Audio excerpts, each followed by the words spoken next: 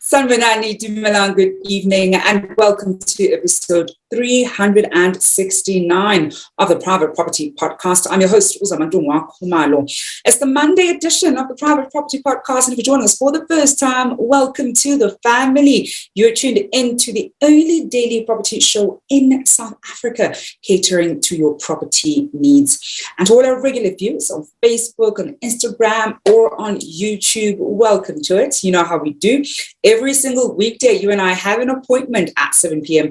where I'm always in conversation with a property expert, unpacking a property matter. And of course, you know that you can always connect with us across our social media platforms. We always love making sure that the conversation continues. It can be Facebook, Instagram, Twitter, TikTok, LinkedIn. Do make sure that you are always engaging us there. You can follow myself at Zamantungwa_K on Twitter as well as on Instagram. And talking about social media, as you know, we're running that incredible competition on our Facebook page where we want you to certainly let us know some of the great insights and advice that you've picked up while watching the show that you'd also like to share with the rest of the family on our Facebook page, and you stand a chance of walking away with 500 rands in cash. And all you have to do to walk away with that cash prize is to make sure that you are tuning in live every single day. Because if we call your name, you need to drop us a text to claim that prize, and that's how you can walk away with the money. And if the winner that we call out does not text us before the show ends. Then, of course, the money rolls over in the money bag, and we see who's going to be the lucky winner the following day. Well, that is the great competition, of course, that you can look forward to this evening and certainly this month as we continue running that competition. And something else that you can look forward to is, of course, the Real Estate Industry Summit that's taking place later this week. 4 days to go. And that's a great virtual event that is taking place. And you can get all the details on realestateindustriessummit.co.za. You'll be able to get great insight from property experts who really are going to deepen your property knowledge. And of course, do make sure that you always tune into the shows that we have every single weekday at 8 p.m. As you can see, coming up later on at 8 p.m. tonight is going to be Chad, who's going to be bringing you the Home Shoppers Show. And he's also on your screens every single Fridays at the same time. And every Tuesdays and Thursdays, you can catch him by bringing you the farming podcast, tackling all things agriculture. And of course, on Wednesdays, Essie Claassen brings you the First Time Home Buyers Show. Those are some of the great shows you can look forward to across Private Property's social media pages every single weekday at 8 p.m. And as we kickstart the Monday edition of the show, we know we've got a nice, great week ahead of us. I want to find out from you, how was the weekend? How did the weekend go? What did you get up to this weekend? We're continuing to have electricity issues, unfortunately, in the country. We also know that we're continuing to have a number of challenges when it comes to also deciding on property matters. And I think, because I've seen some posts with different people say, I'm still on the fence about what to do, where to, for instance, even buy a property or rent a property, and wanting to get, a sense from the other members of the family on how they can best think that through. So do let us know down below how the weekend was, what you got up to. And this evening, we're actually going to be talking about a topic, and I was saying to my guest off air, and this is a guest we've never had on the show. I was talking to her off air, and she was actually a bit nervous. She hasn't done this before with us. And I told her that, look, this is a family. We are very accommodating. We absolutely love talking property, and she's going to feel right at home. So I definitely want to ask you at home to make sure that our guest feels at home and comfortable, because this is the one show you shouldn't be nervous to come onto. We're going to be talking urban development in South Africa. It's one of my absolute favorite topics. Talking about urban planning and city planning. Well, what is it? What goes into it? What is it not? How do we go about, planning for the cities that we're living in, especially given, the way that the cities we currently have came about. Look at Johannesburg. We know that it was a city that came about because of gold, and even the way they went about building the city, in some instances, was not particularly deliberate. So this evening, we're going to be looking at urban development in South Africa, and my guest is Gugu, is a founder and director at Ziphelele Consultancy. Gugu, good evening, and thank you so much for joining us this evening. Good evening, and thank you for having me, and thank you for that brief introduction. Majobe, I think a really good starting point when we talk about urban development in South Africa is to first unpack what is urban development, and what do we mean when we talk about urban development? All right. Wow. I think what is important to highlight when you talk about urban development is that it is multi-layered. And when you talk about urban development, we're not talking about physical development alone. I actually like an example that you made with city of Joburg, that it was planned around gold, people going there just to mine and to dig gold, and it was not people-centered. So now when we talk about urban development, we're talking about a development that is people-centered. Our cities, are they addressing social issues? Are they addressing economic issues? There's a number of things that one has to look at. I used to get a question that, what towns are you still planning as a town planner? And actually our sort of like a formal name in our qualification, we are called town and regional planners, but it does not really talk to physical development, as I explained. There's quite a number of things that we have to deal with as city planners. It's not about mega infrastructure projects. So also as a city planner, you have a critical role to actually bring together other role players within the built environment to ensure that our cities, not only our cities, but also our rural spaces, they actually function in a way that it addresses all other social issues that we are faced with in South Africa. So it requires a collaborative effort from different role players within the built environment. And you know, Gugu, I think it's actually such a great starting point. And this is one of those topics that I've observed, that when we look at cities, excuse me, not just in South Africa, not just in the global South, but also, of course, when we look at cities in the global North, and knowing that for the most part, we've built the big cities, right? The London is there, New York is there, Johannesburg is there, your Cape Town is there. So these cities are there. And when we look at the work of, city and regional, regional and city planners, and asking what is their job then, right? If we say the cities are already there, it's already been planned.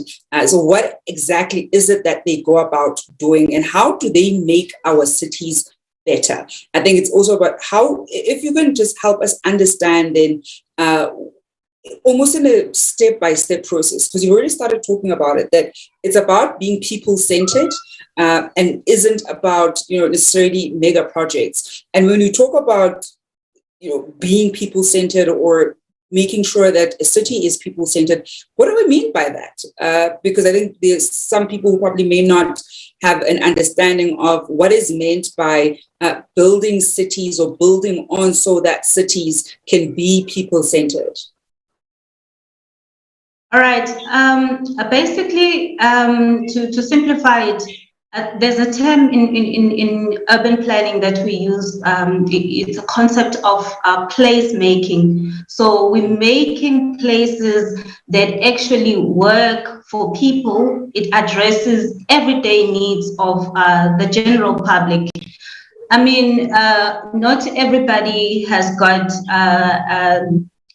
cars to actually move from point one to point two. So it's those small things that a city planner has to look at to say, is the environment that I'm creating, is it safe for instance, for women and children to actually walk in our street? It's those kind of things. And actually with city planning or urban planning, it's not something that you just do one day and it's over. So you have to ensure that working with other role players in the built environment, ensure that if you're putting a project or a development, for instance, a housing project somewhere, do you have sufficient water in that area? Are your street lights working in that area? So it's a continuous thing where you have to constantly check that things are functioning in your city. That's what urban planning is all about, ensuring that our cities are functional. I think that's the term that we normally use now in city planning. Ensure that cities are livable and they are functional. So things are working, your street lights are working, there's proper transportation, there's proper communication services. So now when you look at those small things, you're not talking about mega projects that people often look at or expect from city planners. It's making sure that the city works, it functions, it caters for the daily needs of the people. That is what I'm talking about when I'm referring to a city-centered, a people-centered city planning or urban planning. It's all about place making, making sure that the space that we are creating, it works for people. So that's essentially what we are talking about. And that requires not just an urban planner. That's what I actually indicated in the beginning of our conversation, that urban planning is multi-layered. You have to make sure that everybody involved is on board and you are all working towards a common goal. And I think that is why most of the municipalities, not even just most of the municipalities have developed something called an integrated development plan. It actually translates what different sectoral divisions have to work towards to ensure that our cities work, our rural areas work. You find that as a planner, you have to bring in an engineer, you have to bring in someone from waste management, you have to bring in someone from policing department, because we need to make sure that the city is safe as well. Those are the critical issues that we have to look at. If we're talking about urban development, we're not looking at just the physical structures, the nice urban design that we now see, but other aspects that makes a city, that makes urban development. Are they working together towards a common goal, ensuring that we are servicing the people? Because that is what we are actually tasked with as urban planners, to make sure that we address social and economic issues of the general public. I am this evening joined by Gugu, who's a founder and director at Ziphelele Consultancy, looking at urban planning in South Africa. And I see you're already getting some of the love on social media on our Facebook page. Megan van Skalbeek is watching. Bongani Queen B. Mabonda saying, good evening, Zama. Wow, umuhle man. Thank you so much there. Bongani to my Kiso saying, you're looking beautiful, Zama. Thank you very much. And of course, Men's Butilezi responding there to the question I asked earlier about your weekend, what you got up to, saying, yo, this weekend was lit, bright drinks with good music and good vibes. And I know that it's the era of the big days. I do hope, though, that, of course, as you go about enjoying being on level 1, that you're being responsible as much as possible, that you're fully vaccinated to make sure that you don't, spread any kind of risk to your loved ones. I wanted to go for a quick break to see who the potential lucky winner of our competition this evening is. And of course, I hope they're watching and will be able to claim that prize as we continue our conversation after the break with Gugu Sithole. Let's see who the lucky winner is going to be this evening.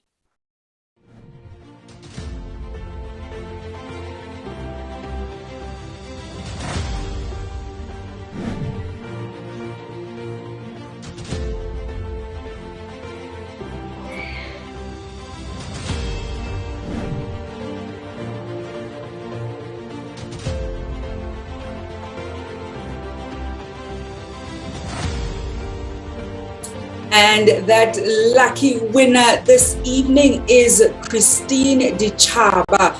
Christine Dichaba is the lucky winner. I think we've got 1,000 rands in the money bag, if I remember correctly. I think we didn't have a winner claim. I'm going to wait and see what my colleague brings up on our screen. But congratulations to Christine Dichaba. I hope that you are watching us live and, of course, are going to claim that prize. And continuing with our conversation with Gugu Sithole, talking urban development in South Africa.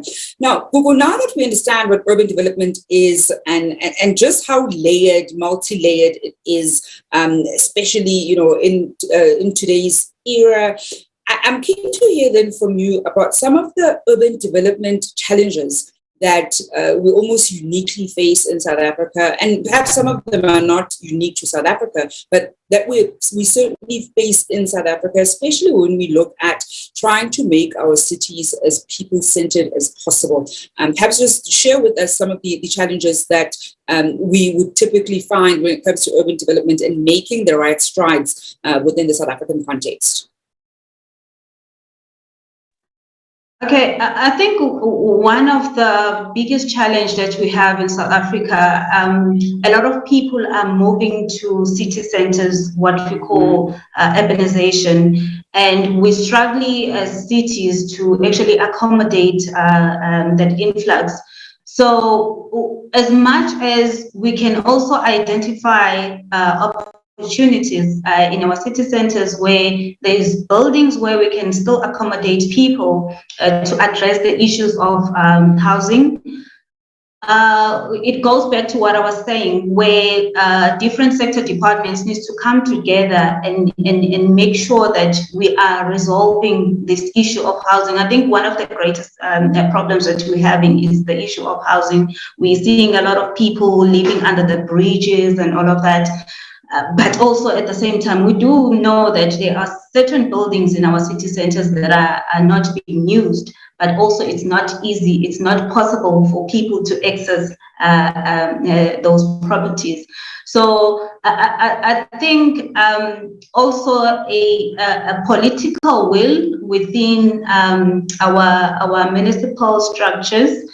It's also sort of like delaying the development agenda, or what we need to address as South Africa is we are faced with this issue of urbanization. So it's quite difficult. You also see it even in the budgeting, in municipal budgeting. You'll see that these things are actually not budgeted for appropriately because they don't think that it's important. But on the other hand, they do talk about the issues of the lack of housing and the lack of access to economic opportunities. So while we talk about economic opportunities, I think one of the problematic thing that we also have, or we find ourselves in the city centers largely, is the regulatory policies that we have. So it's not easy for someone from township to come and say, well, I want to rent a space in the city center, or I want to buy in the city center because of the regulatory things. Issues like rezoning. I find a lot of people that they do not understand this concept of rezoning, and it actually affecting people greatly.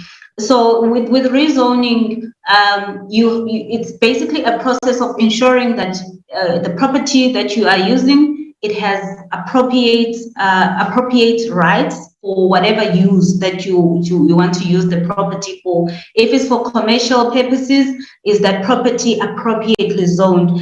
And people don't understand those the processes involved in the rezoning. So they'll go to the municipality, and the municipality will refer them to a private consultant like myself. But when they come to us and they find that, oh my gosh, it's going to take 6 months or 12 months to actually get this thing approved, and there's a lot of processes involved, and then it just changes the situation altogether. So I think maybe information sharing will actually help people understand all those processes, but also the regulatory frameworks that are in place, that are placed by our government. They also need to look at those kind of issues, that there are certain groups that would love to participate in the economic space, but they are hindered because they can't do all of these processes. It's quite costly to do all of those things,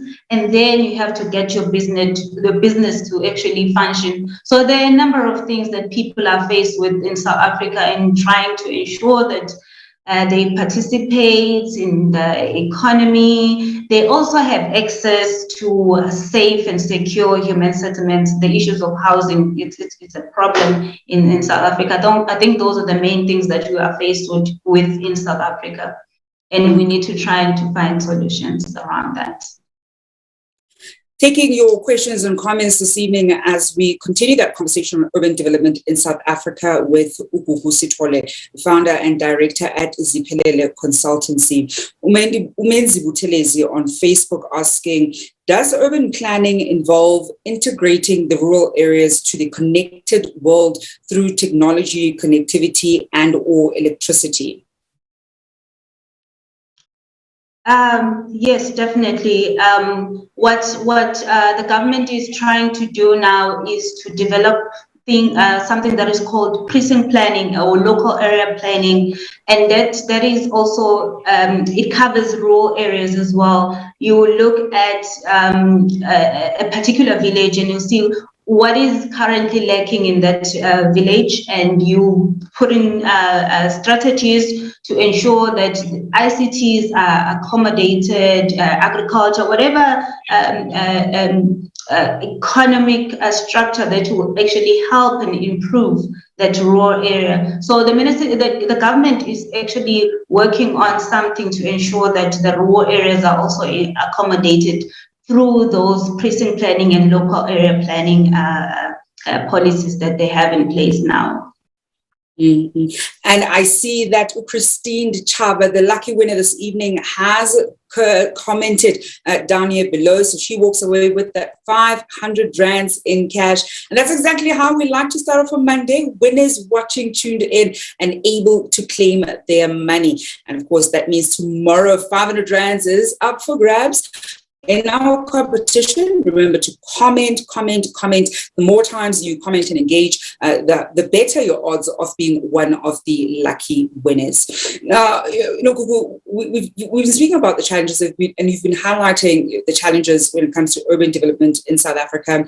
I'm interested to know then the complete opposite. So do a 180. What are some of the opportunities, that are there, in as much as our big cities are already there, and some were built by, and not even some, they were all built by a consequence of some other historical thing, whether it's, a natural resource like your gold, or of course with, Cape Town, it became a port, and a way that, different travelers from Europe could, pass by, make sure that they, get food and water, and increasingly became a very big city and a very focal point, even from a transportation perspective back then. What are some of the opportunities, in 2021 and beyond when we talk urban development in South Africa? Well, I think it goes back to what I've just spoken about. I think the government, with these precinct planning projects and local area planning projects, they're trying to create opportunities even for communities in townships, communities in rural areas.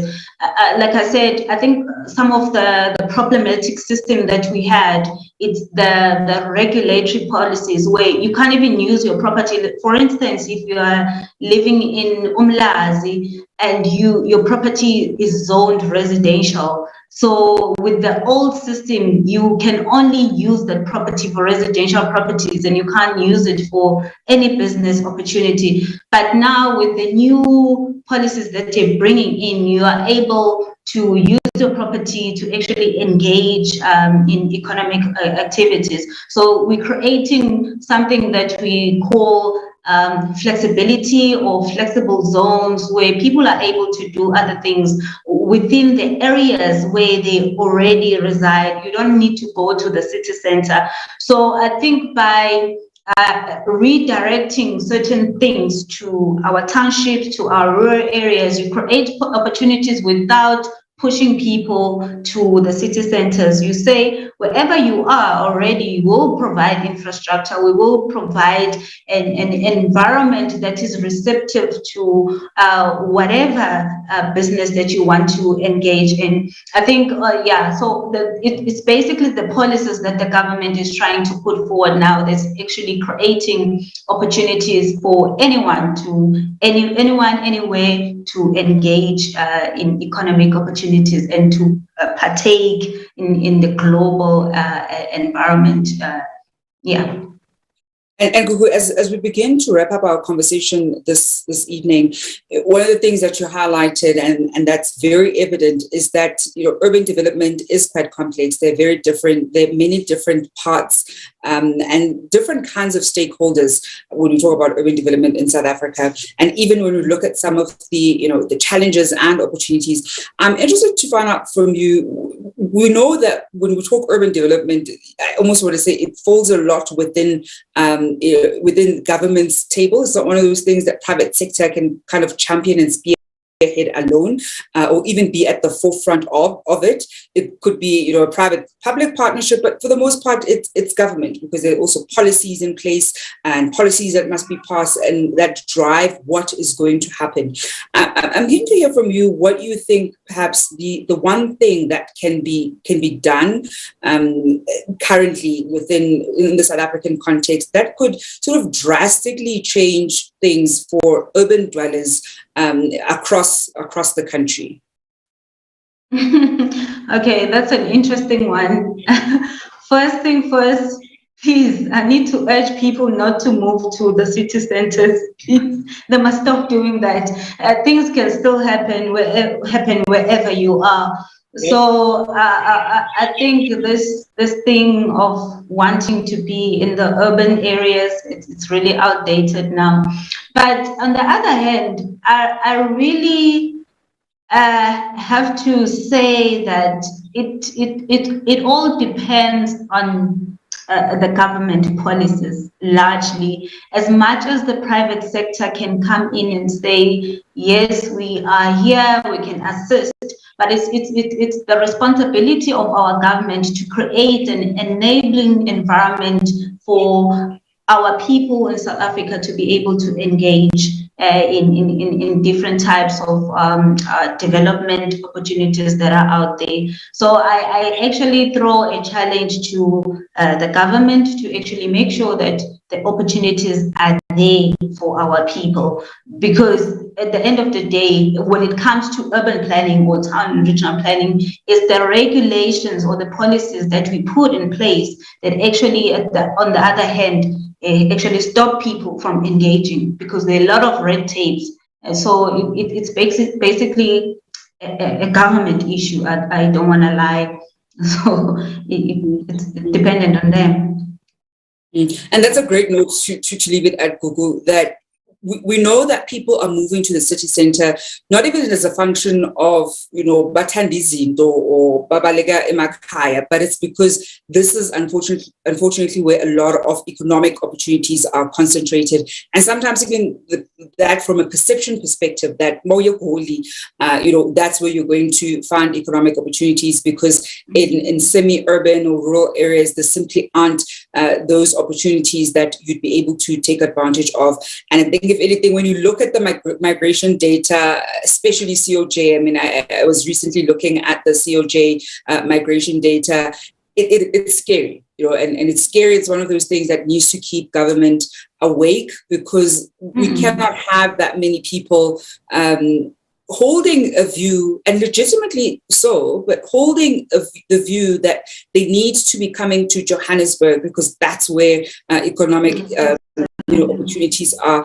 Because for the most part, the city is also not built from an infrastructure perspective to accommodate the population numbers that we currently have. Yes, we can certainly build more in certain instances, but the reality is we want to make sure that people don't need to come to the city to access those opportunities. So the challenge goes back, as you're saying, to government, that semi-urban areas, rural areas, those areas need to ensure that there are adequate economic opportunities that people can take advantage of, that they can see themselves living in those spaces and can see a sort of economic lifeline for themselves without needing to have to come this side and try to somehow get economic opportunities. And I think that is a great note that we are going to leave it at when we look at the challenges and of course the opportunities. And if anything, people who watch the show are entrepreneurial in nature, and of course the big focus is property, but being able to identify some of those opportunities in the rural area, if you're from a rural area, in semi-urban areas, and also creating